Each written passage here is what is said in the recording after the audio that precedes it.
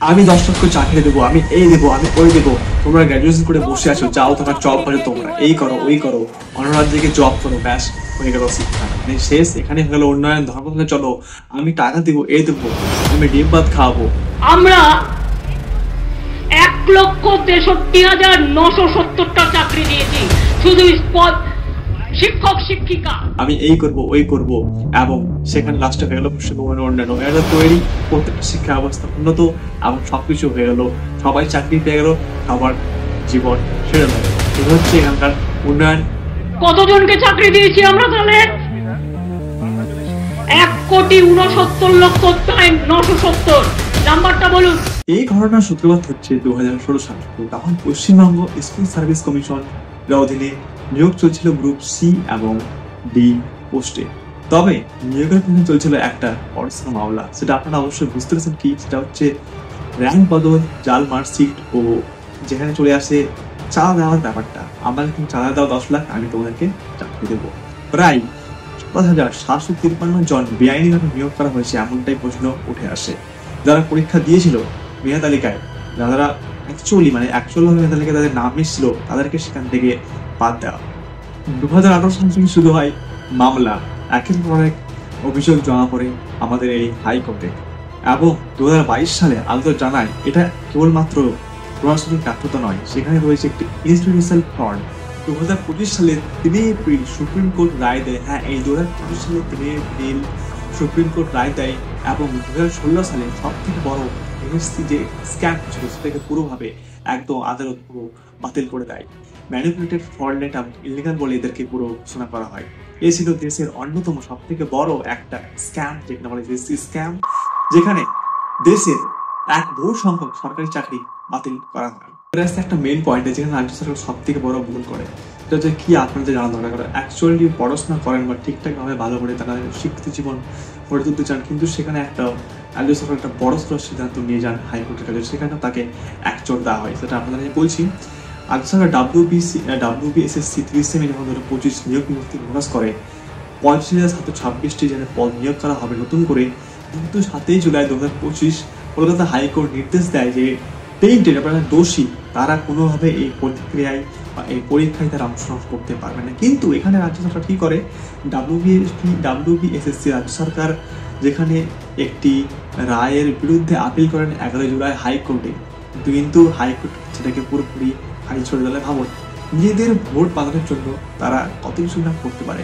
মানে আমি তোমাদের যা চাকরি দেবো, প্লাস এই করে দেবো, লাইন করে দেবো, অ্যাকচুয়াল শিক্ষিত বা যারা অ্যাকচুয়াল মানে ছোট থেকে এই এই সময় অবধি যারা প্রচুর পরিমাণে খেটেছেন বা শিক্ষক হওয়ার স্বপ্ন দেখেছেন, তাদের স্বপ্নটাকে ভেঙে দেওয়া হয়েছে প্রত্যেকটা স্টেপে। ঠিক আছে, তো এই হচ্ছে এখনকার শিক্ষানীতি, ও যাকে বলা হয় সব থেকে বড় একটা মানে ইতিহাসে থেকে যাবে যে এসএসসি দুর্নীতি বা এসএসসি যে এক্সাম একটা শিক্ষক দুর্নীতি, যেখানে মানুষ আদর্শ গড়ে তুলে, সে শিক্ষার কল্যাণ করে তুলে, সেখানে একটা সব থেকে বড় স্ক্যাম হয়েছিল কোথায়, এই পশ্চিমবঙ্গ রাজ্যে, এবং সিএমকে ছিলেন মমতা ব্যানার্জি। তারপর শুরু হয় মূল একটা জিনিস, সেখানে অনেক কিছু যারা চাকরি হারছেন তাদের শুরু হয় এক মহা মিছিল, যেখানে কেউ বলেছেন আপনি ঘুষ দেয়নি।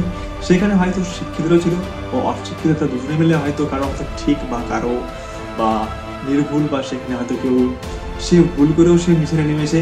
আর যারা অ্যাকচুয়ালি চাকরি হারিয়েছে তো অবশ্যই নেমেছে মিছিলে, কিন্তু এখানে দেখা গিয়েছে যারা মানে এসব হয়তো বলাটা খুব কঠিন হবে আমার পক্ষে, কিন্তু অবশ্যই যারা অ্যাকচুয়ালি ঘুষে চাকরি নিয়েছে তারাও সেখানে একটা ভালো অভিযোগ করেছে।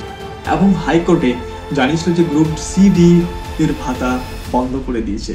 এদিকে একটি নতুন নিয়োগ ও অন্যদিকে পুরনো রাগ, হতাশা ও বঞ্চনার প্রতিদিন সংবাদ শিরোনামে উঠে আসছিল এসএসসি নিয়োগ, বা এখনো অব্দি সেটা চলছে। এবার দেখা যাক যেখানে হাইকোর্ট ও সুপ্রিম কোর্ট যেখানে কি বলছে এই বিষয় নিয়ে, সেটা পরবর্তী আপডেটে অবশ্যই আপনারা জানতে পারবেন। এই ভিডিওতে নয়, একটা আমি নেক্সট ভিডিও নিয়ে আসবো। ঠিক আছে, তো আরো কিছু এই নিয়ে কথা আছে। এবার মেন কথাটা আমরা আসবো যে হচ্ছে যে এইসব জিনিসকে কিভাবে শুধরানো যায় এবং এইসব জিনিসকে কিভাবে আটকানো যায়, কিন্তু তার মাঝে কিছু কথা বলতে হবে।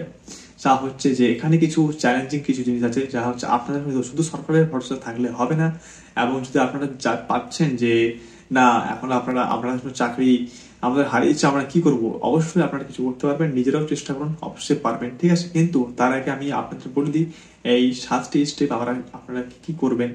কিন্তু এত বড় একটা স্ক্যাম, এসএসসি স্ক্যাম, যেখানে প্রায় 30,000 টিচার্সদের চাকরি চলে যায়, সেখানে নিয়েও একটা মানে মাননীয় মুখ্যমন্ত্রী, যেখানে একটি পশ্চিমবঙ্গের যার নাম মমতা ব্যানার্জি, তিনি আরো কিছু বলেন যে তিনি অপোজিশন পার্টিকে সবসময় দোষ দেন, যে এখানে বিজেপি দোষ, বিজেপি তোমাদের চাকরি খেয়ে নিয়েছে। বিজেপি এখানে কি দোষ? এখানে যে রাজ্যে, সেখানে যে মমতা ব্যানার্জি নিজে বসে আছেন, নিজে আছেন, তার যে শিক্ষামন্ত্রী নেই, হোম মিনিস্টার, তার সেই যদি এসব হয়, তাহলে আগামী দিনে কি কল্পনা করা যায় সেটা আপনারা হয়তো কল্পনাও করতে পারবেন না। কিন্তু এখানেও পিছনে সবসময় মমতা ব্যানার্জি দেখিয়েছেন যে আমি হাইকোর্ট মানি না, আমি সুপ্রিম কোর্ট মানি না, আমি যা আছি আমি সব নিজেই। কিন্তু তা তো হয় না, সংবিধান বলে একটা কিছু আছে, সেটা সবাইকে মানতে হবে। কিন্তু এই 2025 সালের এসএসসি দুর্নীতি হওয়ার পর একটা চাকরি পাওয়া না, এখানে আমাদের একটা জিনিস শিখিয়েছে, তা হচ্ছে সিস্টেমের উপর থেকে পুরো আস্থা হারিয়ে ফেলে। কিন্তু একদিকে আদালত জানিয়েছে যে দোষীদেরকে সবসময় শাস্তি দেওয়া হবে এবং দুর্নীতির বিরুদ্ধে কেউ ছাড় পাবে না।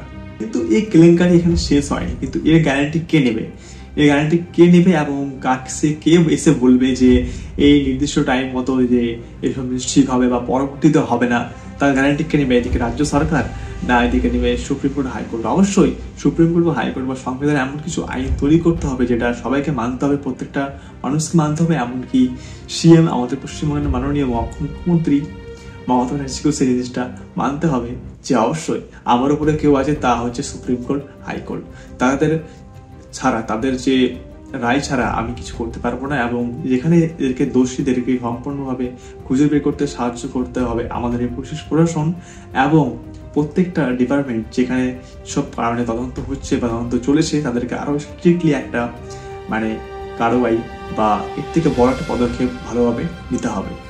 এবার মেইন টপিক, যেখানে আমি বলবো যে এসএসসি দুর্নীতির সমাধান কিভাবে করতে হবে বা কিভাবে এটা হবে, এটা প্রত্যেকের নিয়ম মানতে হবে। তা হচ্ছে যে এসএসসি গ্রুপ মতো গুরুত্বপূর্ণ এক্সাম চালানোর জন্য সম্পূর্ণ স্বাধীন ও অরাজনৈতিক ব্যাপারটা এখানে তুলে ধরে আনতে হবে, না হলে এটা হবে না। যদি এখানে রাজনৈতিক অবস্থা ঢুকে থাকে তাহলে হবে না। আমার এখানে ব্যাপারটা দেখা দিবে যে আমি এই পার্টি করি, আমার রাজ্যে এই আছে যে পার্টি হচ্ছে আমার TMC party, BJP party, Congress party, any other extra blah blah blah, ঠিক আছে? এইসব না যে আমি এই পার্টি করি, আমি এত টাকা দেবো সেখানে আমি চাইবো, সেখানে নয়। সেখানে পুরোপুরি ভাবে অরাজনৈতিক দৃশ্য থাকতে হবে। এই কমিশনে থাকা সরাসরি ভাবে সদস্যদেরকে নির্বাচিত না করে একটা ন্যায়িক পর্যবেক্ষণের দ্বারা নির্বাচন করতে হবে বা নির্বাচন তাদেরকে করতে হবে এইভাবে। যেমন হচ্ছে উদাহরণ সময় বলে দিই, ইউপিএসসি মানে ইউনিয়ন পাবলিক সার্ভিস কমিশন, যেখানে এর মতো স্বচ্ছ নিয়োগ আর কোথাও নয়, এবং এই ধরনের সিস্টেমেটিক আইন বা এইসব জিনিস এই এসএসসি মতো এক্সাম একটা, যেখানে মানুষকে গড়ে তুলে শিক্ষক বা তারা যে পরবর্তী গড়ে তুলবে, সেই সব জায়গাতে ইউপিএসসির মতো যে নিয়োগ সংস্থা গঠন, এইসব সিস্টেম এখানে ব্যবহার করতে হবে। 2 নম্বর হচ্ছে ডিজিটাল ও স্বচ্ছ পরীক্ষা কেন্দ্র, যেখানে পরীক্ষা সম্পূর্ণ হবে ডিজিটাল ভাবে। আমি একটা উদাহরণ দিচ্ছি, ওএমআর সিটি স্ক্যান বা কিউআর ভিত্তিক এখানে ট্র্যাকিং নিয়ে আসতে হবে, এবং পরীক্ষা হলে প্রত্যেক টাইম সিসিটিভি পর্যবেক্ষণ রাখবে। যারা সিসিটিভি পর্যবেক্ষণ রাখবে তাদের হতে হবে পুরোপুরি কঠোর হবে, একদম তাদের একটা কঠোর পদক্ষেপ নিতে হবে। এবং প্রার্থী ও অভিভাবকদের জন্য অ্যান্সার সিট রিভিউ পোর্টাল এখানে আনতে হবে। এতে কি হবে? এতে ওএমআর সিট বদল যে চেঞ্জ হয়ে যায়, সেখানে এসব জিনিস আর হবে না।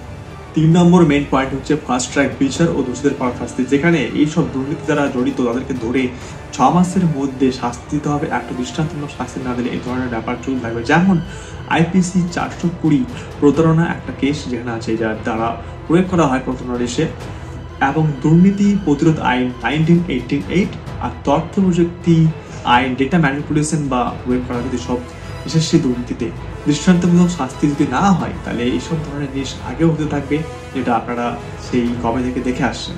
4 নম্বর হচ্ছে হুইসেল ব্লোয়ার সুরক্ষা আইন প্রযোজ্য। দুর্নীতির বিরুদ্ধে অভিযোগ জানানোর পর বহু এখানে হুইসেল ব্লোয়ারের শিকার হয়েছেন। যেমন আমি উদাহরণ দিচ্ছি, আপনি যার বিরুদ্ধে এখানে মানে স্টেপ নিচ্ছেন, যে আপনি জানেন যে আপনারা দুর্নীতি করেছে, সে আপনার কোনো ক্ষতি না করতে হলে পরবর্তীতে হাইকোর্টে বা সুপ্রিম কোর্টে বা কোনো অন্য কোথাও সেখানে যে জানানোর পর বা আপনি অভিযোগ করছেন, সেই জন্য এই আইন সেখানে আনতে হবে এবং আপনাকে পুরোপুরিভাবে সেখানে সুরক্ষা দেওয়া হবে। কেন্দ্রীয় হুইসেল ব্লোয়ার সুরক্ষা আইন, হুইসেল ব্লোয়ার প্রোটেকশন অ্যাক্ট 2014 এর যথাযথ প্রযোজ্য করতে হবে এই জায়গাতে। প্রত্যেক নিয়োগের পর প্রার্থীর যাচাইপত্র বা প্রার্থীকে স্বতন্ত্র টাস্ক ফোর্স দ্বারা যাচাই করতে হবে, তবে এইসব জিনিসকে চেঞ্জ করা যেতে পারে, না হলে খুব একটা কঠিন হয়ে পড়বে। প্রয়োজনে র্যান্ডম অডিট বা ক্রস ভেরিফিকেশন করা যেতে পারে। আরেকটি হচ্ছে ঘুষ ভিত্তিক নিয়োগের জন্য বিশেষ ধরনের সফটওয়্যার ইউজ করা যেতে পারে, যেগুলো এখন অবভিয়াসলি ডেভেলপ করা বা তৈরি করা অনেকটাই পসিবল হয়ে পড়েছে। 6 নম্বর পয়েন্ট হচ্ছে শিক্ষা অবস্থায় মূল্যবোধ ও নৈতিকতা শিক্ষা, যেখানে অন্তর্ভুক্ত করতে হবে আইনে সমৃদ্ধ প্রশ্ন ও স্কুল কলেজে তার স্তরের মূল্যবোধ, যেখানে যিনি শিক্ষার্থী সে যেন জানে যে যোগ্যতা ও সততার মূল্যবোধ কিভাবে জীবনে ফিরে আসে। আর 7 নম্বর পয়েন্ট হচ্ছে ভবিষ্যৎ এসএসসি প্রার্থীদের জন্য মানসিক ও আর্থিক সহায়তা করা। যারা মেধাবী অথচ নদীর হারে চাকরি হারিয়েছেন তাদেরকে একটা আর্থিক সহায়তা ও তাদের স্কলারশিপ চালু করার একটা ব্যবস্থা করা হবে। যেমন হচ্ছে প্রার্থীদের জন্য কাউন্সিলিং সাপোর্ট ও নিয়োগ না হওয়া পর্যন্ত তাদের একটা আর্থিক সাহায্য করা। এসএসসি ফ্রডের মতো বা এসএসসি কেলেঙ্কারির মতো ভবিষ্যতে যাতে এর থেকে আরো বড় কিছু না হয়, এর জন্য আমাদেরকে সচেতন হতে হবে। এবং এই 2025-এ এসে আমাদেরকে এসএসসি মতো ফ্রড দু চোখে আঙুল দিয়ে দেখে দিচ্ছে, ওই দেখো সিস্টেম নয়, আমাদের সচেতনতা সক্রিয়তা মূল্যবোধের জন্য সব থেকে বড় পরীক্ষা চলছে। এই দুর্নীতিকে যদি সরাতে চান তো একটা বড় পদক্ষেপ নিতে হয়, তা হচ্ছে আপনাদের অংশগ্রহণ সবচেয়ে বড় গুরুত্বপূর্ণ, আর সদিচ্ছা সব থেকে বেশি গুরুত্বপূর্ণ। যদি না হয় তাহলে এসব চেঞ্জ করা অস্বীকার নয়। আপনি সচেতন হন, সত্যের পাশে দাঁড়ান, শিক্ষিত হন ও সচেতন হন।